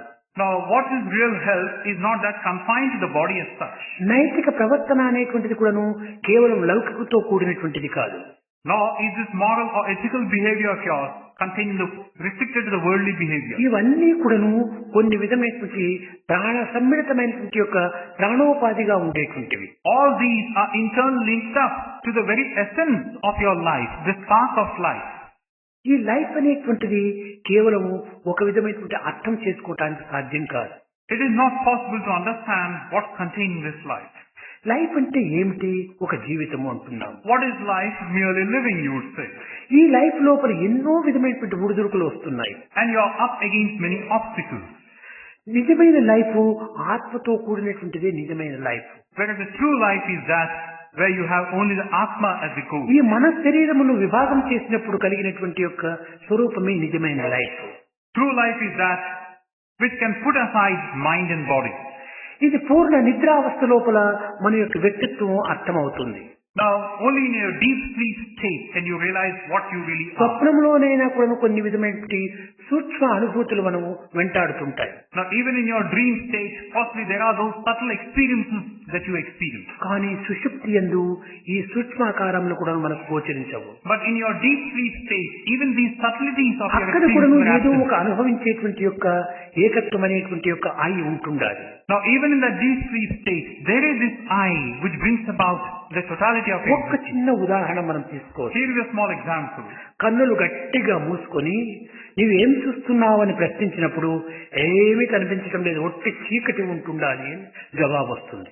You have closed your eyes fully and you asked a question, what is that you are seeing? Your answer will be, I am not seeing anything. I am seeing darkness, darkness all around. అయితే ఈ darkness చూచేవాడు ఎవరు? Now, చూడండి ఇది dark అని ఎట్లా చెప్తున్నావు? who is seeing this darkness? Without your seeing it, how are you saying it is dark? కనుక అక్కడ డార్క్ ను కూడా చూచేవాడు ఒకడు ఉండటం వల్ల ఏమీ కనిపించడం లేదు, ఒట్టి చీకటి. ఆ చీకటి ఎట్లా కనిపిస్తుంది? అది ఎవరు చూస్తున్నారు? So there is someone who is seeing this darkness. So you are saying, I am not seeing anything, I am seeing this darkness. కేవలం డార్క్నెస్ అంటే అన్నిటికీ సాక్ష్యభూతమైనటువంటిది ఒకటి ఉంటుండాలి. So here, in terms of this darkness, there is a witness who is saying it is darkness. ఈ విధమైనటువంటి యొక్క answer ను చక్కగా జగత్తునకు చాటే నిమిత్తమై ఒకానొక సమయంలో బాలకృష్ణుడు యశోద దగ్గర కూడాను ఒక చిలిపి చేష్టలు చేస్తూ ఈ సత్యాన్ని చాటుతూ వచ్చాడు. Now, by way of trying to tell what lessons are contained in such illustrations, there was this child Krishna who once upon a time was playing pranks, mischievous pranks with Mother Yashoda. సాయంకాలం 5 గంటలు కావచ్చింది. Now it was evening time and 5 in the evening. అమ్మ ఆకలి ఆకలి పాలివవే పాలివవే అని వచ్చాడు. Mother, mother, I am hungry, please do give me milk.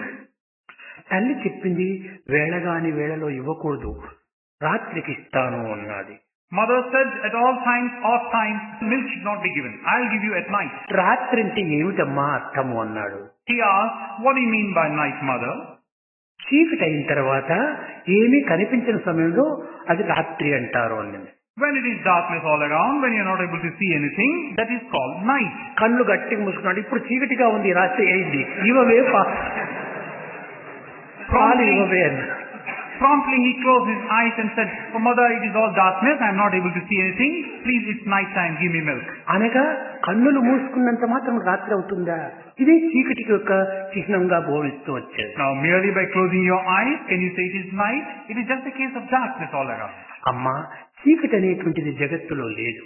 Mother, there is nothing like darkness in the world. చీకటిలో వెలుతురు ఉంది, In darkness you have light. వెలుతురులో చీకటి ఉంది. In light you have darkness. ఒకటి మనకు గోచరించే సమయం రెండోది మనకు గోచరించదు. When we are able to see one, you are not able to see the other. ఒకటికి ఒకటి అభావమై ఉంటుంటాయి. One and the other are inextricably linked up with one another. ఇవి రెండు కూడాను భిన్నమైనటువంటి యొక్క సమయంలే కానీ ఇవి రెండు ఒక్కటేను అన్నాడు. These two are basically one and the same, only that you are not able to see one and you are able to see other. ఇప్పుడు చాలా వెలుతురుగా ఉంటుండాలి మన యొక్క స్థాయిలో. Now for instance, it's daytime and light all around. అయితే నక్షత్రాలు లేవా? Does it mean that there are no stars ఇప్పుడు around? కూడా నక్షత్రాలు ఉన్నాయి. Stars are very much there even ఈ now. వెలుతురు అధికంగా ఉండటం చేత అవి కనిపించటం లేదు. Because this excessive light, you are not able to see them. రాత్రి నక్షత్రాలు మనకు కనిపిస్తున్నాయి. Night time, you are able to see the stars. ఇక్కడ చీకటిగా ఉండటం చేత నక్షత్రాలు మనకు, చీకటిలో వెలుతురు ఉంది, వెలుతురులో చీకటి ఉంటుండాలి. Because it's darkness now, you are able to see the stars up over there. So in darkness you బాల్యంలో have light. వృద్ధాప్యం ఉంది, వృద్ధాప్యంలో బాల్యం ఉంది. So in one's childhood you have this agedness, and when you are old you can trace an element సుఖములో of దుఃఖం childhood. ఉంది, దుఃఖములో సుఖం ఉంది. So in joy you have distress, in distress you have joy. ఒకటి కనిపించే సమయంలో రెండోది మనకు కనిపించదు. When you are seeing one, you are not able to see the other. ఒకటి ఫలించిన తర్వాత రెండోది మనకు కనిపిస్తుంది. When one fructifies, only then you can see the other. దానికి చెప్పారు, కష్ట సుఖములు రెండును కలిసి ఉండు. That's why it is being said, either distress or joy are దీని linked up. విడదీయనెవ్వరి వశము It కాదు. is not possible to separate these two. సుఖము ప్రత్యేకముగా ఎందు చూడబోము. You cannot see comfort separately. కష్టము ఫలించని సుఖం బటందరు. Once your heart toil has fructified, you can enjoy comfort. కష్టము ఫలించిన తర్వాత అదే మనకు సుఖము. The result of your heart endeavor is your ఒకదాని joy. ఫలితము మరొక దాన్ని అందిస్తుంది. The result of one endeavor gives you another. కనుక జగత్తునందు ఈ విధంగా విచారణ చేస్తే ఏకోహం బహుశ్యాం, ఉన్నది ఒక్కటే అనేకంగా మనకు గుర్తింపబడుతున్నాయి. So when you start asking questions, thus what you find is the one manifest as the many. కనుక ఈ జీవిత తత్వాన్ని మొట్టమొదట మనం అర్థం చేసుకోవాలి. This is the quintessence of life, and these ఈ are what you విద్యలన్నీ కూడా కేవలము ప్రాకృత సంబంధమైనటువంటి విద్యలు. all these skills are confined and restricted to your worldly existence. అయితే అనిత్యము అసత్యమైనటువంటి విద్యలలో సత్యం ఉన్నదా అని మనం క్వశ్చన్ వేసుకోవచ్చు. Now you must ask a question, or rather you could ask a question. In that which is ephemeral and temporary, can you find which is permanent and real? అసత్యమని అనిపించేటువంటి యొక్క విద్యలు ఎందుకుడను సత్యం కూడాను సమ్మిళితమై ఉంటుండాలి. Certainly, in that which is ephemeral and temporary, you have a permanent and lasting one. ఇప్పుడు దేహము అనిత్యము, Like the body, it is దేహము temporary. నీటి బుడగ, Body is like the bubble, water bubble. Mind ఒక mad monkey, Mind is like a mad monkey. ఇది కోరికల యొక్క సమ్మిళితమైన మూట. And this is a conglomeration of all your ఇవి wishes and రెండు desires. నిత్యమే అని వేదాంతం చెప్తుంది. Now these two are temporary and illusions. That's what the అయితే Vedanta determines. ఈ నిత్యమైనటువంటి మనోబుద్ధులు దేహములంతా కూడాను సత్యమైనటువంటి దివ్యత్వాన్ని ఎట్లా చేకూరుస్తున్నాయి? So that which is a mithya, how are they able to give you that which is satya? కనుక నిత్యమైనటువంటి ఆధారం చేతనే సత్యాన్ని కూడా నువ్వు గుర్తించడానికి వీలుంది. So there is a way of trying to realize that which is satya through that which is a mithya. ఒక చిన్న ఉదాహరణ, Here is a small example. మనకు ఒక భయంకరమైన స్వప్నం వచ్చింది. We have experienced a dream where we are given to a state of fear and agitation. ఆ భయంకరమైనటువంటి స్వప్నము లోపల ఒక్కతోని మన కెవ్వును అర్చేసేస్తాము. And because we are agitated, we let out a cry. ఈ అర్చేటప్పటికి జాగ్రత్తలు వచ్చి పడిపోయాం. The moment you have let out this anguished cry, you have woken up. కాబట్టి స్వప్నము కూడాను జాగ్రత్తకు మేల్కొల్పింది. So here you have even the dream is the cause for making you get up into this wakeful state. అనేక మంది చెబుతుంటారు, ఈ యొక్క స్వప్నానికి కారణం ఏమిటి అని అడుగుతుంటారు. Now there are many who ask a question, what's the reason for this dream? కొంతమంది ఆహారం జీర్ణం కాకపోవటం చేత స్వప్నం వస్తుంది అని Some కొంతమంది. say you're not able to digest your food, that's why you experience dreams. నీకు జాగ్రత్తలో నీవు అధికంగా చింతించటం చేత స్వప్నంలో నీకు ఆ విధమైనటువంటి ప్రతిబింబాలు వస్తుంటాయి. Or when you're in your waking state, you have been thinking excessively, that's why all these are being reflected in your ఒక్కొక్కరు dreams. ఒక్కొక్క రకమైనటువంటి యొక్క ఆన్సర్ చెప్తూ వస్తుంటారు. Each one has his own answer for this question. కానీ దీనికి correct answer ఏమిటంటే స్వప్నానికి ఏది కారణం అంటే నిద్రనే కారణం. Whereas the correct answer for this question is, the main cause for dream is sleep itself. కనుక మన యొక్క జీవితం యొక్క సమస్యలకంతా మూల కారణం ఏమిటంటే డిజైరే దీనికి మూల కారణం. So also, what is the cause for all your troubles and difficulties? Your desire. ఈ డిజైర్స్ ని కొంతవరకు మనం అదుపులో పెట్టుకుంటూ పోవాలి. So we should try and curb our desire. మన జగత్ కళ్యాణమైనటువంటి యొక్క విషయం లోపల మన విద్యార్థులను ప్రవేశపెడుతూ రావాలి. We should try and put our students in a path where the world at మనలో large will అనేక be విధమైనటువంటి benefited. సమస్యలు చెలరేగుతుంటాయి. Now there are bound to be problems which are likely to crop up. మనము ఉద్యోగాలు చేయటం కానీ లేక పిల్లలకు బోధించడం కానీ కేవలం మన జీవనోత్సాహం కోసం కాదు, పిల్లల యొక్క భవిష్యత్తును కూడా కొంచెం లక్ష్యంలో The పెట్టుకోవాలి. job that we are doing or the fact that we are trying to teach the students is not merely for the sake of these two. We want to benefit the ఒక్కొక్క students. అధ్యాపకుడు ఏ 5 మందినైనా కూడా ఉత్తమ విద్యార్థులుగా తీర్చిదిద్దినప్పుడు జగత్తుకు ఎంతో సేవ చేసిన వారం అవుతాం. If each teacher were to take upon just 5 students to mold them into worthy characters, the world at large will be benefited. మనకు అన్నీ తెలిసిననేటువంటి యొక్క దీనికి మనం ఏమాత్రం కూడా గురి కారాదు. We should not succumb to this temptation to feel we have known తెలియనటువంటివి everything. ఎన్నో ఉండవచ్చును మనకు. There are many things which we are not aware of. మనకు తెలియనటువంటి విషయాలు తెలిసిన వారితో మనం తెలుసుకోవాలి. What we have not known, we should try to understand from మనకు others. తెలిసిన విషయాలు తెలియని వారికి తెలియజెప్పాలి. What we have known, share it with others. Life అంటే కేవలం వన్ వే ట్రాఫిక్ కాదు, give and take, give and take, ఇచ్చుకొని పుచ్చుకోవాలి. Life is not merely a one-way traffic. It's a two-way one. Give and take, give and take. కనుక ప్రతి వారి ఎందుకును ఏ పవిత్రమైనటువంటి విధి ఉంటుండాయో ఏమిటో అది మనం గుర్తించడం చాలా అసాధ్యం. So every person has something or the other worthy to share with you. You never know what a person knows. ఎవరేమి చెప్పినా కూడాను మన జీవితానికి అవసరమైతే వాటినంతా మనం స్వీకరించాలి. Whatever a person tells you, if you feel you are going to be benefited, receive them gladly. ఇప్పుడు ఒక చిన్న విషయం చూడండి. Here again is a small ఒక illustration. మొక్కను తెచ్చి మనం భూమిలో నాటినాం. You get hold of a small sapling and plant it in the soil. భూమిలో నాటడం చేత అది పెరుగుతూ వచ్చింది. And having done this, you will find that the sapling is growing. దానికి చక్కగా గాలి వచ్చేటట్టుగా మనం ఏర్పాటు చేశాము. You have also made arrangements such a way that it అది gets పెరగడానికి green. శక్తి ఉండేటట్టుగా ఎరువును వేశాము. You also have a little bit of manure added. దానికి నీళ్లు పోసాము. You're also watering it. అది గాలిలో, మట్టిలో, నీటితో అనేక విధమైన ఎరువుతో బాగా నిండి ఉంటుండాలి మొక్క.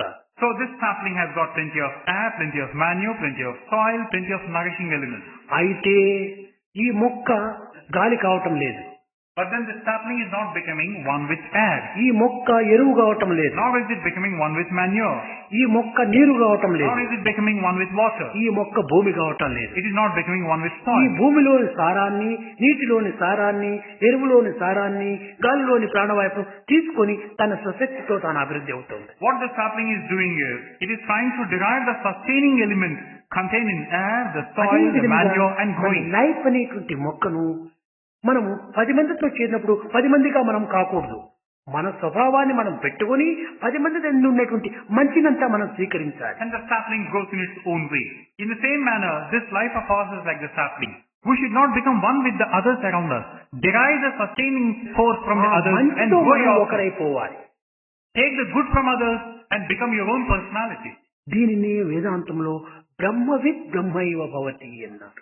This is what is contained in this Vedantic statement, Brahma with Brahmaiva. దేనిని మనము చింతిస్తూ పోతామో దానిగా మనం మార్పు పొందుతాం. What we continuously think about, that we shall become. హనుమంతుడు అనేక విధములుగా రామ రామ రామ రామ అనేటువంటి రామచింతన చూతని తాను కూడాను రోమరోమము రామనామం అయిపోయింది. Hanuman was one who would continuously chant the name of Rama, so much so that every strand of hair on his body became one with Rama. దేనిని మనము దుర్భావములు చింతిస్తే మనం కూడా దుర్భావంతోనే కూడిపోతాం. If you constantly delve all on bad and evil things, you will also become that. మనం మంచిని చింతిస్తే మనం మంచిగా రూపొందుతాం. All the while think about good and the noble things and you will become good. కనుక and noble. Be good, do good and see good, this is the way to God. That's why it's been said, be good, do good, see good, this is the way to God.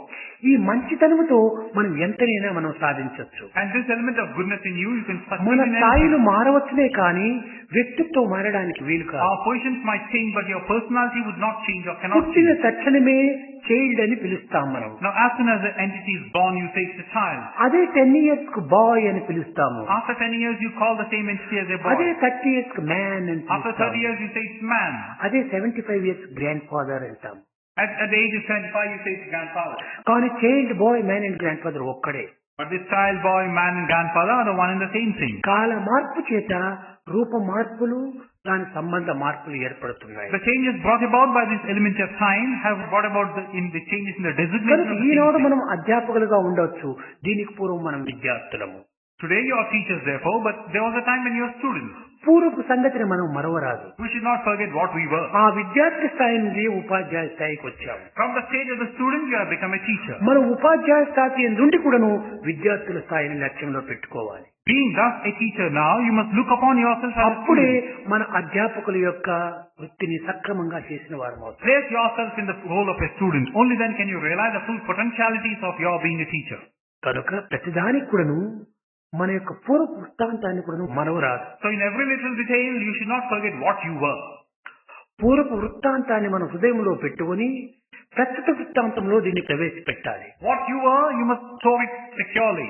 And that you must try to put it into what you are now. ఒక సామెత ఉండేది తెలుగులోది. There's a Telugu saying or a proverb. అత్త కొట్టింది పాత కుండ అంటారు, కోడలు తొక్కింది కొత్త కుండ అంటారు. ఇప్పుడు ఎట్లా ఉందంటే మన యొక్క పరిస్థితి, దారిలో ఒక టంబ్లర్ ఉంటుంటారు, అది అత్తనే పోతూ దానికి ఏమైనా కాలితో కొట్టేసేస్తే కోడలపై నడుస్తుంది. ఏమిటి నువ్వు దోవలో పెట్టడం ఎంత తప్పు పని చేశావు అని కోడల్ని అరుస్తుంది. అదే గ్లాసు కోడలేగిన కొట్టేసేసి కళ్ళు కనపట్టం లేదా నీకు, దాన్ని ఎట్లా కొట్టినావు అని అరుస్తుంది. ఈ రెండింటికి కూడా కోడలే కారణమవుతుంది కానీ అత్త కారణం కాదు. అదే విధంగానే పిల్లలు సరైనటువంటి దీంట్లో ఉండినా పిల్లలకే వస్తుంది, కాకపోయినా పిల్లలకే వస్తుంది. ఇది టీచర్స్ ఎక్కడ ఉంది తప్పు అని గుర్తించడం ఎవరు సాధ్యం కాదు. ఇది అత్త స్థాయిలో ఉంటుంటుంది, ఉపాధ్యాయుల స్థాయి. Now there is a proverb in Telugu wherein you're equating the teacher with the mother-in-law of the house. The mother-in-law is walking in the house, there is a tumbler in the way, and she gives it a kick. Now rather than find fault with herself, she starts admonishing the daughter-in-law. Why should you have kept this tumbler in my path in the first place? The tumbler has a place where it should have been kept. Now supposing the daughter-in-law is walking and also does the same thing to the tumbler. Again, the mother-in-law is quick to heap abuses on the mother-in-law. Can't you see properly? Where are your eyes? Why don't you walk properly? Can't you see the tumbler in your way? In this way, whosoever does the mistake, the thing is dumped on the daughter-in-law. In this way, the teacher, in the same manner, if the student is good, if the student is bad, everything is dumped on the student.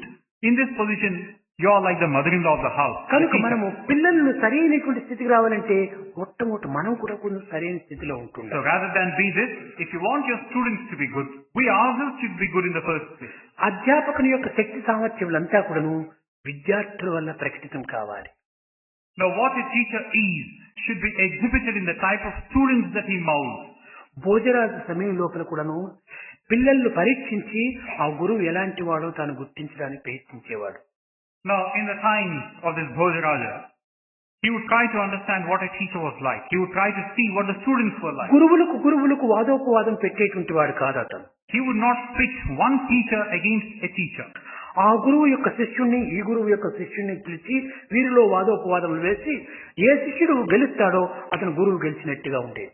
He would rather get hold of the students of either of these two gurus, pit them against each other. Whichever student would win, that corresponding teacher would be pronounced as a greater one. మన సంస్థ లోపల, మన institute లోపల మన విద్యార్థులు గురువుల యొక్క ప్రతిబింబాలుగా రూపొందాలి.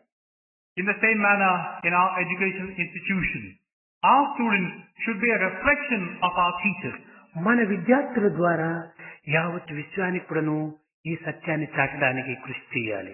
And through the medium of our students, the glory of our teachers should be exhibited, should be shown at last to the ఏది world. మనం విద్యార్థులకు బోధిస్తున్నామో దానిని మొట్టమొదట మనం ఆచరించి వారికి నిరూపించాలి. What we wish to teach the students, we should in the first place try to realize it in practice ourselves. మనం ఎలాంటి దానిని అనుసరిస్తే అలాంటి ఫలితమే మనకు లభిస్తుంటది. What we have done and said, we also get the result of that action. ఒక చిన్న ఉదాహరణ. Again, a small example. ఇది ఒక కొబ్బరి చెట్టు. Now this is a coconut tree. ఇది సహజమైనటువంటి ఒక కొబ్బరి చెట్టు. This is a natural coconut tree. ఇది ఒక కోకోనట్ ట్రీ యొక్క shadow. And what is alongside it? The shadow of this coconut tree. ఈ కోకోనట్ ట్రీ లోపల కూడాను కోకోనట్స్ కనిపిస్తున్నాయి. షాడో లోపల కూడాను కోకోనట్స్ కనిపిస్తున్నాయి.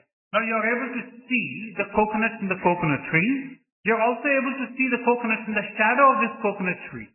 అయితే నువ్వు షాడో కోకోనట్ ట్రీని నువ్వు ఎక్కడానికి ప్రయత్నం చేస్తే షాడో కోకోనట్స్ నీకు చేతికి లభించవు. Now you are seeing the coconuts in the shadow, all right, and you want to get hold of them. అయితే నీవు రియల్ కోకోనట్ లోపల కూడా నీ యొక్క ప్రతిబింబం ఉండదు అక్కడ. But you are not able to get them. As also, when you start looking at the real coconuts also, you నువ్వు cannot real get that. Coconut ట్రీని నీవు ఎక్కితే షాడో కోకోనట్ ట్రీని కూడా నువ్వు ఎక్కుతుంటావు. So when you start going up the real coconut tree, you are also going up the shadow coconut tree. నీవు real coconut ట్రీని ఎక్కి రియల్ కోకోనట్ ట్రీస్ కోసుకుంటే నీ షాడో పోయి షాడో కోకోనట్ ట్రీని ఎక్కి షాడో కోకోనట్స్ కోసుకుంటుండాలి. You have gone up the real coconut tree and you are getting hold of these coconuts, the real coconuts. Your shadow also is doing likewise on the shadow coconut కనుక tree. షాడోను shadow coconut trees కోస్తుండాలి. Real coconut tree ఎక్కినప్పుడు real coconut trees కోస్తున్నాయి. So your shadow is plucking, getting hold of the shadow coconut. Your real is getting hold of the real coconut from the tree. ఏ దీనిలో నువ్వు ఉంటే రెండింటి యందు నువ్వు కనిపించగలవో దానిని మనం మొదలెక్కాలి. So you're in the real one. You're being seen in both. So try to go in for the real one first. నీవు కేవలం షాడోనే పోతే రియల్ దీంట్లో నీవు కనిపించవు. If you go on the shadow one, you would not be seen on the real నీవు one. సత్యాన్ని గుర్తించేసేస్తే అసత్యంలో కూడా నువ్వు ప్రకటితం In అవుతావు. the same manner, if you realize the truth proper, you're also progressing in this asatya, కనుక knowing ఇహంలో what it is. నీవు కేవలం ఒక మార్గాన్ని అవలంబిస్తే పరంలో దీనికి ఏమాత్రము పరాన్ని నీవు లక్ష్యంలో పెట్టుకుంటే ఇహంలో కూడా నీ యొక్క ప్రతిబింబం ఉంటుంది. In the same way, if you're going about your ways in this iham, in this world, you cannot find anything in the other worldly things. కనుకనే రెండు విద్యలు మనం గుర్తించాలి. ఇహమున సుఖింప హేమతారక విద్య, పరమున సుఖింప బ్రహ్మ విద్య. Rather, go about trying to look at that which is permanent and lasting. Certainly, you are also understanding what is contained in this temporary and ఈ ephemeral. ధర్మ విద్యను కూడా మనం గుర్తించినప్పుడే బ్రహ్మ విద్య మనకు అర్థమవుతుంది. Only when you get hold of Dharma Vidya, you will also get this Brahma Vidya. కనుక ఈ ధర్మ విద్య లోపలను కొన్ని విధమైనటువంటి నిబంధనలు కొన్ని నియమములు ఉండటం చేత మనము అనుభవకులైనటువంటి ప్రొఫెసర్ నటరాజన్ ఇట్లాంటి వారంతా కూడాను మన ఇన్స్టిట్యూట్ కు రావటము, కొంత మనకు తెలియనటువంటి విషయాలు వారు తెలియజెప్పటము, వారికి తెలియనటువంటి విషయాలు మనతో నేర్చుకోవటము, ఇవి రెండింటి ఎందుకు కూడాను సంబంధ బాంధవ్యాన్ని పెంచుకోవటం చేత మన విద్య కూడాను ఎంతైనా అభివృద్ధి చెందుతుంది. So in this Dharma Vidya, there are quite a few things which have to be understood, which have to be known. In this process, we have had an occasion where people like Professor Natarajan have come over to share with us what they have known from their own experience. And here we are to learn. So also they can also know and get to know what we have to offer to them. In this way, there is a mutual sharing of what is known to either కనుక party. ఈ work shop seminars అనేటువంటి ఇలాంటివంతా కూడా అప్పుడప్పుడు మనకు కొంతవరకు జరుగుతూ ఉంటాం అత్యవసరం. So from this point of view, such seminars and workshops are absolutely necessary. ఇది మిగతా సంస్థల లోపల ఇలాంటివంతా జరగటం లేదు. Such seminars and workshops are not being carried out in other కానీ organizations. మిగతా ఇన్స్టిట్యూట్ లోపల సెమినార్స్ జరుగుతూనే ఉంటుంటాయి. కానీ ఇవంతా ఒక విధమైనటువంటి పిక్నిక్ గా వారు భావిస్తూ వస్తుంటారు. Of course, where such occasions, where you have these workshops around in other organizations, they'll be more in the nature of a picnic get-together. అక్కడంతా నిర్ణయాలు జరుగుతుంది కానీ ప్రాక్టికల్ లేక చేర్చడం లేదు. Certainly decisions would be arrived at, but would not be translated into practice. వేలకు వేలు ఖర్చు పెట్టి ఈ విధంగా కూడాను కొన్ని సమావేశాలు జరిపి కేవలము ఒక విధమైనటువంటి కాలంను దుర్వినియోగం చేస్తుంటారు. Thousands of rupees are expended and a lot of time is wasted in the effort, but nothing beneficial comes. కానీ మన ఇన్స్టిట్యూట్ లో జరిగేటువంటి సెమినార్లంతా సార్థకమవుతున్నాయి. But all the seminars conducted in our institute are realizing the purpose for which they are conducted. ఇక్కడ చేరినటువంటి అధ్యాపకులు కూడాను చాలా శ్రద్ధ భక్తులతో చేరి ఏదో తెలియనటువంటి విషయాలు తెలుసుకొని భవిష్యత్తులో దీన్ని సాధ్యమైనంత వరకు కూడాను జగత్తుకు అందించాలనేటువంటి ఉత్తమ భావములతో కూడినటువంటి వాళ్ళే. All the teachers who are assembled here are fired by this desire, by this anxiety to know things we did not know, and in turn try to make the best of it and share it for the betterment of the students and the ఇక్కడికి community. వచ్చేటువంటి అధ్యాపకులు కూడాను మన వాతావరణాన్ని సమన్వయం చేసుకుని మన వాతావరణంతో కూడినటువంటి వారిగా వస్తున్నారు. And all the teachers who come thus, they also are falling in tune with our own atmosphere, with our own expectations. అలాంటి రెండింటి యొక్క సన్నిహిత సంబంధం చేరినప్పుడే ఈ విషయం కూడాను సమన్వయం అవుతుంది. Only when you have all these conditions satisfied can you really have complete చెప్పేటువంటి వారి get-together. ఎందో లేక వినేటువంటి వారి ఎందో ఏ అభిప్రాయ భేదములు ఉండినా కూడాను ఇది సార్థకం కాదు. If there are differences of opinion, either on the part of those who wish to communicate or on the part of those who wish to receive, you cannot really get the fullness కింద of ఒక it. పాత్ర పెట్టి పైన ఒక పాత్ర నుంచి మనం oil వేసినప్పుడు పై పాత్ర కొంచెం ఆడిన ఈ యొక్క ఆయిల్ కింద పడిపోతుంది, కింద పాత్ర కొంచెం ఆడించిన ఆయిల్ కింద పడిపోతుంది. పైది వేసేది కదలకూడదు, దాన్ని పోయించుకునేది కూడాను రెండు కూడాను స్టడీగా ఉండినప్పుడే ఈ ఆయిల్ ఒకదాని నుంచి ఒకటి చేరుతుంది. Here is a container below. Here is a container having oil above. Now you wish to pour the oil from the above container to the lower one. Even if you start shaking a fraction of the container which contains oil, the oil will not be received by the container below. Both of them should be absolutely still and steady so that the oil from above can be got into the కనుక మన container యొక్క below. Institute లో చెప్పేటువంటి వారి యొక్క హృదయం కూడాను నిండుకుండగా కదలక ఉంటుండాలి. So here in our institute, those who wish to communicate, they are steady and stable. మన వినేటువంటి అధ్యాపకులకు హృదయాలు కూడాను స్టడీగా ఉంటుండాలి. So also the heart, the receiving containers of our అయితే teachers should also be కేవలం steady. స్టడీగా ఉండినంత మాత్రం ప్రయోజనం లేదు. Slow and study win delays. No, అది రెండు కూడా ఉండినప్పుడే దీన్ని మనం సాధించగలము. it's not enough if you are merely steady. Slow and steady wins the race, it is said. So both of these should be there. విన్నాము కదా అని ఒకేసారి మనం హెస్ట్ చేయకూడదు, తొందరపడకూడదు. We have heard. Now don't hasten about your task. కనుకనే చెప్తారు, haste makes waste, waste makes worry, so do not be in a hurry. That's why it's been said, haste makes waste, waste makes worry, so do not be in a hurry. మనం తొందరపడకుండా శాంతంగా దీనిని ఆచరణలో పెట్టుకొని పోయి తగినటువంటి విద్యార్థులుగా తయారు చేసి మీరు సత్కీర్తిని పొంది ఈ జగద్వ్యాప్తి అయినటువంటి యొక్క ఆధ్యాత్మిక తత్వాన్ని కూడాను జగత్తుకు పిల్లల ద్వారా అందించి ఈ విధమైనటువంటి సమావేశాలు ఇంకా మున్ముందుకు అధికంగా జరిపించి మీరు కూడాను ఇలాంటి నాయకులుగా తయారైపోయి దేశానికి ఆదర్శాన్ని అందించాలని నేను ఆశిస్తూ ఆశీర్వదిస్తూ నా ప్రసంగాన్ని విరమిస్తున్నాను. So do not be in a hurry. Make slow but steady progress by getting to know things organized in such workshops and seminars. You derive the benefit, share the benefit with your students, share it with the society at large. I'm wishing you, I'm hoping and blessing you that you shall be successful, and I'm bringing the discourse to a close.